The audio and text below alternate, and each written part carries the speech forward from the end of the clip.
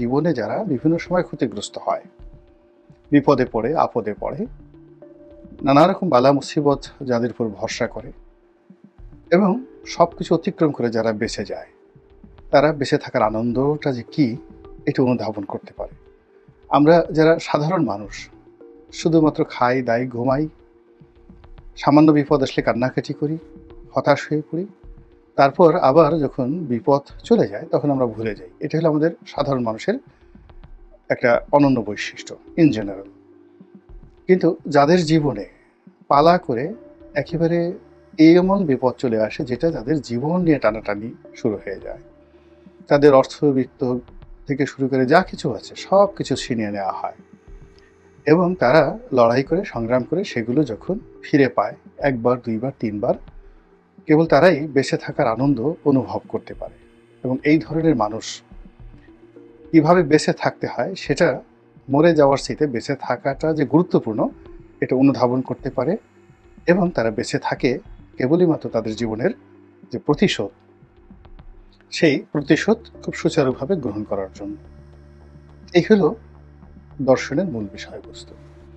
তো সেই দিক থেকে আপনি যদি বাংলাদেশের রাজনৈতিক অঙ্গনে শেখ হাসিনাকে চিন্তা করেন তাহলে দেখবেন যে এ যাবৎকালে আপনি সেটি তার জন্মের পর থেকে আজ অবধি যদি ধরেন তাহলে এই জীবনে তিনি যত বিপদে পড়েছেন, মুসিবতে পড়েছেন, আপদে পড়েছেন, যেমন ধরুন পাকিস্তান জামানাতে তার যখন শৈশবকাল এবং কৈশোর বেলা পুরো পাকিস্তান জামানাতে, এবং যৌবন যখন তার সবেমাত্র এসেছে মুক্তিযুদ্ধের সময়টিতে, পরিপূর্ণ যৌবন নন। তো এই যে 1952 থেকে একেবারে ধরুন 1972 পর্যন্ত এই 20টি বছর, এই 20টি বছরের মধ্যে 12টি বছর তার বাবা জেলে ছিলেন। পরিবারে প্রচণ্ড অভাব ছিল, সীমাহীন অভাব, এবং এই সময়ের মধ্যে তার যে উত্থান এবং পতন, পুরো পরিবারে যে উত্থান এবং পতন, এটা যেন তেন উত্থান পতন নয়। তার বাবা মন্ত্রী হয়েছেন সেই পাকিস্তান জামানাতে, আবার মন্ত্রিত্ব চলে যাওয়ার পর সঙ্গে সঙ্গে জেলে গিয়েছেন। এবং পাকিস্তান আমলে 1958 সনে ইয়াহিয়া মানে আইয়ুব খানের জামানাতে যে জেলে গেলেন বঙ্গবন্ধু, সেই সময়টাতে সুদীর্ঘকাল প্রায় 7-8 বছর তাকে কন্টিনিউয়াসলি জেলখানাতে থাকতে হয়েছে। আবার জেলখানাতে তিনি বেরোলেন, বের হওয়ানোর পর অল্প কিছুদিন পরে সেই আগরতলা ষড়যন্ত্র মামলায় তিনি জেলে গেলেন এবং ওই সময়টিতে তার ফাঁসিতে ঝোলার সম্ভাবনা ছিল মাত্র 95 ভাগ বা 99 ভাগ, আর বেঁচে থাকার সম্ভাবনা ছিল অনলি 1%। এটা বঙ্গবন্ধুর উপর যতটা না নেতিবাচক ক্রিয়া বা প্রতিক্রিয়া তৈরি করেছে তার সাথে তার পরিবারের প্রতি, মানে তার স্ত্রী বেগম ফজিলুন্নেসা মুজিব, শেখ হাসিনা, শেখ রেহানা এবং তার অন্যান্য সন্তানদের উপর এর যে কালো ছায়া এটা অনেক অনেক বেশি। এখন আওয়ামী লীগের যে সকল নেতারা হত্যা মামলার আসামি হয়েছেন, পালিয়েছে নিরাপদ দূরত্বে, গিয়ে দেখেন যে সকাল বিকাল তারা থার্মোমিটারে তাদের যে তাপমাত্রা কীভাবে তাদের বেড়ে যাচ্ছে। প্রেশার মেশিন সবাই কিনে ফেলেছেন, সকালে ডান হাতে লাগান, বিকালে বাম হাতে লাগান, তারপরে অনেকে ডায়াবেটিস, ব্রঙ্কাইটিস, নিউমোনিয়া শুরু হয়ে গেছে।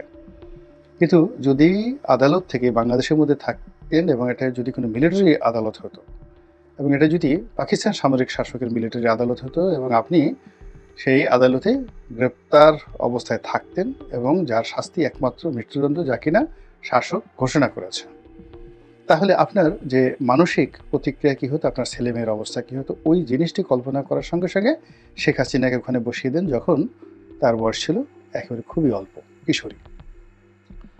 তো সেই ট্রমা নিয়ে তিনি যখন স্বাধীন বাংলাদেশে এলেন, তার বাবা প্রধানমন্ত্রী হলেন, রাষ্ট্রপতি হলেন, 3.5 বছরের সেই জৌলুস। কিন্তু এই 3.5 বছর জৌলুসে একটা দিনের জন্য তার এই ঘরের মধ্যে সুখে শান্তিতে ঘুমানোর সুযোগ ছিল না, কেননা ওই সময়টিতে বাংলাদেশ ছিল অগ্নিগর্ভ। তারপর এলো 75-15 আগস্ট। 75-15 আগস্টের যে বেদনার মধ্যে তিনি পড়লেন, ওই অবস্থাতে পড়লে শতকরা 99% ছেলে মেয়ে মানসিক ভারসাম্য হারিয়ে ফেলতেন, পাগল হয়ে যেতেন। কিন্তু তিনি বেঁচে গেছেন, সারভাইভ করেছেন এবং তিনি ফিরে এসেছেন বাংলাদেশে 1981 সনের মে মাসে। তারপর কি হলো, একটা প্রবল প্রতিযোগিতা, সেই 81 থেকে 91 পর্যন্ত 10 বছরের কন্টিনিউয়াস সংগ্রাম। এই সংগ্রামের মধ্যে এরশাদ সাহেবের সাথে তার বন্ধুত্ব হয়েছে, শত্রুতা হয়েছে। এরশাদ সাহেবের পক্ষে থেকে তিনি একবার বিরোধী দলীয় নেতা হয়েছেন, আবার এমন বিপক্ষে চলে গেছেন যে তার উপর সরাসরি একাধিকবার গুলি করা হয়েছে, ডাইরেক্ট শুট, তিনি বেঁচে গেছেন। এবং বাঁচতে বাঁচতে তিনি বুঝে গেছেন যে এই জীবনটা ভয় পাওয়ার জীবন নয়। এরপর 91 থেকে 96 পর্যন্ত একটা জীবন, 96 থেকে 2001 সন পর্যন্ত আরেকটা জীবন, আবার 2006 থেকে 2009 পর্যন্ত আরেকটি জীবন। আমি ঠিক 2001 থেকে তাকে খুব ঘনিষ্ঠভাবে দেখে আসছি একজন সংসদ সদস্য প্রার্থী রূপে। 2009 থেকে 2014 সন পর্যন্ত খুব ঘনিষ্ঠভাবে দেখেছি তার একজন সহকর্মী রূপে, সংসদ সদস্য রূপে, এবং আমার মধ্যে সাংবাদিক হিসাবে বা দর্শনশাস্ত্রের যতটুকু জ্ঞান গরিমা রয়েছে সেটা দিয়ে আমি তাকে মূল্যায়ন করার চেষ্টা করেছি। তো আশ্চর্য ব্যাপার হলো যে আমরা বাইরে থেকে যে বিষয়গুলো নিয়ে এখন তাকে গালাগাল করছি, কিংবা 2009 সনের আগে তাকে নিয়ে আমরা যে সকল কথাবার্তা বলেছি, ইতিবাচক নেতিবাচক, তাকে নিয়ে যা হয়, আমরা বাইরে থেকে যত ইতিবাচক গল্প করি বা তাকে নিয়ে তাকে যে ফ্ল্যাটারিং করি, তেল মারি, অথবা তাকে যে অকথ্য অশ্রাব্য ভাষায় গালাগাল করি, এটা তিনি টু দি পয়েন্টে জানেন, ভীষণ রকম জানেন। এবং সবচেয়ে আশ্চর্য ব্যাপার হলো যে এই ঘটনার সঙ্গে তার আশেপাশের কারা জড়িত, মানে তাকে যারা গালাগাল দেয় তাদের সঙ্গে তার পরিবারের, শেখ পরিবারের কারা জড়িত, তার দলের কারা জড়িত, এই বিষয়গুলো মোরাললেস তিনি জানতেন। 19-20 হতো, কিন্তু তিনি জানতেন। তিনি জানতেন যে তার আশেপাশে কারা তার মৃত্যু কামনা করে, প্রতি মুহূর্তে চায় যে বজ্রপাতে তিনি মারা যান, এই বিষয়গুলো তিনি জানতেন। আবার এই যে 2024 সনের যে 25 সনের যে সময়টিতে তিনি পালিয়ে গেলেন, 2024 সনের যে সময়টিতে তিনি পালিয়ে গেলেন, এটা যে অনিবার্য, এটা যে হবে, এটা তিনি 2012 সন থেকে তিনি কাউন্ট করে আসছিলেন। অর্থাৎ গণজাগরণ মঞ্চ এবং হেফাজত ইসলামের যে সমাবেশ, ওই দিন থেকে তিনি তার বাক্স পেটরা তিনি গুছিয়ে রেখেছিলেন। এক হাতে পশ্চাৎপসরণ, অন্য হাতে রাষ্ট্র পরিচালন, এক হাতে মৃত্যু আর এক হাতে পতন, এই দুটো জিনিস নিয়ে 12 থেকে একেবারে 24 পর্যন্ত পুরোটি 12টা বছর তিনি সমান তালে খেলেছেন। এবং মানে 2014 সনের যে বিনা ভোটে নির্বাচন, সেই সময় থেকে শুরু করে একেবারে শেষ দিন পর্যন্ত তিনি এক পা কবরে নিয়ে আর এক পা বাইরে নিয়ে প্রায় সব কিছুই আমরা দেখেছি যে তিনি অনেক কথা বলেছেন, অশ্লীল, অশ্রাব্য, বিএনপি সম্পর্কে অনেক কথা, শহীদ প্রেসিডেন্ট জিয়াউর রহমান সম্পর্কে অনেক কথা, হুমকি ধামকি, তারপরে শেষে অবস্থার দৃষ্টি মনে হচ্ছে আর জীবনে কখনো তিনি আর যাকে বলা হয় ক্ষমতা ছেড়ে যাবেন না, কিন্তু তাকে যে হেলিকপ্টারে করে যেতে হবে, ক্ষমতা ছাড়তে হবে, অথবা তার বাবার পরিণতি ভোগ করতে হবে, এই জিনিসটি তিনি তার যে ডায়েরির এক পৃষ্ঠাতে তিনি এই জিনিসটি ধারণ করতেন, আর অপর পৃষ্ঠাতে তার যে কথা, তার যে কর্মকাণ্ড, যা কিছু আছে সেটা আমরা দেখতাম। তার যারা ঘনিষ্ঠজন তারা এই বিষয়গুলো জানতেন, এবং তাকে নিয়ে যারা মোটামুটি চিন্তা ভাবনা করেন তারাও এই বিষয়গুলো বুঝতে পারেন। তারপর এখনও যে অবস্থা দেখুন, সে যে চলে গেছে, ইন্ডিয়াতে চলে গেছে, চলে যাওয়ার পর সে একদিকে সে জানে যে এখন তিনি যেখানে আছেন সেখানে তার আয়ু কতদিন আছে, তার হাত পা শিকল দিয়ে বন্দি। তিনি বাংলাদেশে যে ফিরবেন, রাষ্ট্র ক্ষমতা লাভ করবেন, এটা সম্ভাবনা মানে 0.01%।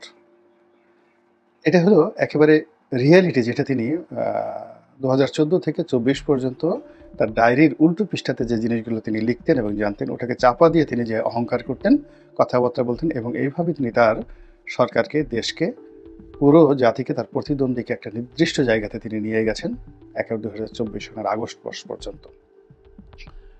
তো একইভাবে এখন সেই তিনি 0.01% সম্ভাবনাকে 100% সম্ভাবনা ধরে 0.01% সম্ভাবনাকে 100% সম্ভাবনাকে বানানোর জন্য যে হুমকি দিচ্ছেন, ধামকি দিচ্ছেন, কথা বলছেন, বার্তা বলছেন এবং প্রচণ্ড রকম ব্যস্ততা তার রয়েছে।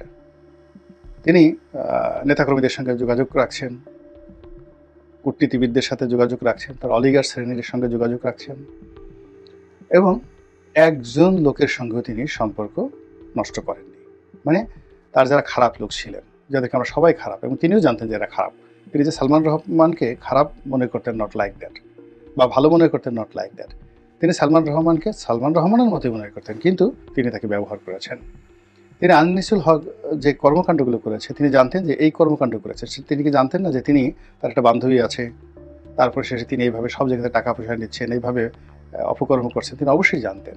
কিন্তু তাকে দিয়ে তিনি তার যে কর্মগুলো, অভীষ্ট কর্মগুলো তিনি করিয়ে নিয়েছেন। তিনি এসএলএম সম্পর্কে জানতেন, তারপর তিনি এই কর্মগুলো করিয়ে নিয়েছেন। এবং সেই যে তার মন্দ যে লোকগুলো, কর্মগুলো, তার একজন লোককে নিয়ে তার অনুশোচনা নেই এবং কাউকে নিয়ে তিনি একটি কটূক্তি করেনি যে ওর কারণে আমার পতন হয়েছে, ওর কারণে আমার এটা হয়েছে, এই ধরনের কোনো আক্ষেপ একান্তে তিনি বলেননি। তার কোনো ফ্রাস্ট্রেশন নেই, তার কোনো, যাকে বলা হয়, হতাশা নেই, তার কোনো রকম প্রতিহিংসা নেই। মানে প্রতিহিংসা আছে শুধু, কিন্তু তার দলের যে সমস্ত লোকজন যাদের কারণে আমরা মনে করি শেখ হাসিনার পতন হয়েছে অথবা শেখ হাসিনার কারণে পতন হয়েছে, এর দুটো একটাই তিনি স্বীকার করেন না, ভাবেনও না, অথচ তিনি জানেন যে এগুলো 100% সত্য। কিন্তু তার যে ক্যারেক্টারিস্টিক্স, বেঁচে থাকার তার যে অদম্য ইচ্ছা, প্রতিশোধ গ্রহণ করার যে তার যে উদগ্র বাসনা, এবং তিনি যেটা বিশ্বাস করেন, সেটা বিশ্বাস করেন যে তিনি আবার ফিরে আসবেন, আবার প্রতিশোধ নেবেন এবং কড়ায় গণ্ডায় তিনি হিসাব দেবেন, এটা তিনি শতভাগ বিশ্বাস করেন, এতে কোনো সন্দেহ নাই। এর কারণে তার জীবনের একটা গতি এবং অঙ্ক তৈরি হয়ে গেছে। আমাদের যখন প্রথম পার্লামেন্টারি কমিটির মিটিং হলো, তিনি সেখানে বলেছিলেন যে আমি যখন জেলখানাতে ছিলাম 111-এর সময়, তখন প্রতিদিনই মনে হতো আজ বোধহয় আমার জীবনের শেষ দিন। কিন্তু এই জেলখানা থেকে বের হব, আবার সরকার গঠন করব, এবং এত বিপুল সংখ্যাগরিষ্ঠতা, এটা আমার কখনো কল্পনার মধ্যে ছিল না। যেহেতু আমি এই সুযোগটি পেয়েছি, আমি কাজে লাগাবো, আমার কতগুলো পরিকল্পনা ছিল, অভীষ্ট লক্ষ্য ছিল, সেই কাজগুলো আমি করব, কোনো বাধা মানব না, কারোর সঙ্গে পরামর্শ করব না। আমার দলে যারা আছে তাদের কার কতটুকু সাহস আছে, কার কতটুকু শক্তি আছে, ও আমি টের পেয়েছি 111-এর সময়। এরা সবাই কাটা খাওয়া বিলাই, আঞ্চলিক ভাষায় তিনি বলেছিলেন। একেবারে তুফাল সাহেব, আমর সাহেব, সবাইকে সামনে বসিয়ে, সাবির হোসেন চৌধুরী থেকে শুরু করে সবাইকে, 11 যারা কুশীলব ছিলেন, তিনি বলেছেন এরা সবাই কাটা খাওয়া বিলাই, এদেরকে কাটা দিলে মিউ মিউ করে তারা আসবে, আবার পাছার উপর যদি দুটো বাড়ি দিয়ে দেওয়া হয় পার্লামেন্টারি কমিটির মিটিংয়ে, জাস্ট দিস ল্যাঙ্গুয়েজ, লাঠি দিয়ে পাছার উপর যদি বাড়ি দেওয়া হয় তারা আবার চকির তলে গিয়ে পালাবে, আবার একটু পরে যদি কাটা দেওয়া হয় তারা চলে আসবে। তো কাজেই তাদেরকে আমি বিশ্বাস করি না, আবার তাদের কথা আমার চলতে হবে না। আবার এখন এই সময়টিতে তিনি দেখেছেন যে তিনি যেভাবে দৃঢ়তার সাথে মুষ্টিবদ্ধ হাত নিয়ে তার সেই যে শেষ 48 ঘন্টা তিনি পার করেছেন, 48 ঘন্টা আগেই তিনি বুঝে গেছেন তাকে পালাতে হবে, এবং ওই সময়টিতে তার কিছু ভিডিও ফুটেজ ইদানিংকালে প্রকাশিত হয়ে গেছে। তিনি প্রকৃতির কাছে আত্মসমর্পণ করতে পারতেন, হতাশ হতে পারতেন, হার্ট অ্যাটাক হতে পারতো ওই বয়সে, ব্রেন স্ট্রোক হতে পারতো, কিন্তু না, তিনি স্থির থেকেছেন। এবং তাকে যাওয়ার সময় সবাই কেঁদেছে, তাকে যখন হেলিকপ্টারে তুলে দেওয়া হলো তার আপনজনরা সবাই কেঁদেছে, কিন্তু তিনি কাঁদেন নাই, অনেকটা সাদ্দাম হোসেনের মতো তিনি দৃঢ় ছিলেন। আর এখন ওখানে গিয়ে তিনি হুমকি দিচ্ছেন, ধামকি দিচ্ছেন, এটা করবেন, ওটা করবেন, ওকে ধরবেন, ওকে মারবেন, এবং এই প্রতিশোধ দেবেন, সব কিছু তালিকা তিনি করে রেখেছেন। কাজে বুঝতে পারছেন যে জীবনের অঙ্ক আপনার আমার মতো তার কাছে নয়। তিনি এই আহত হতে হতে একটা ভয়ঙ্কর প্রাণীতে পরিণত হয়েছেন, এবং জীবনকে উপভোগ করা, জীবনকে ব্যবহার করা, প্রতিপক্ষের সঙ্গে লড়াই করা এবং প্রতিশোধ গ্রহণ করার ক্ষেত্রে তার যে জীবন, সে জীবন কি শের শাহের মতো কৌশলী হয়ে গেছে? তার জীবন কি সম্রাট হুমায়ুনের মতো? সেটি কি সৌভাগ্যের এবং দুর্ভাগ্যের একটা সংমিশ্রণ সেখানে এসে সমীকরণ তৈরি করেছে? নাকি তৈমুর লং হালাকু বা চেঙ্গিস খানের মতো তার জীবনের সমীকরণ হতে চলেছে? সেটা সময় আসলেই দেখা যাবে। আল্লাহ আমাদের সবাইকে হেদায়েত দান করুন এবং হেফাজত করুন। আসসালামু আলাইকুম ওয়া রাহমাতুল্লাহি ওয়া বারাকাতুহু।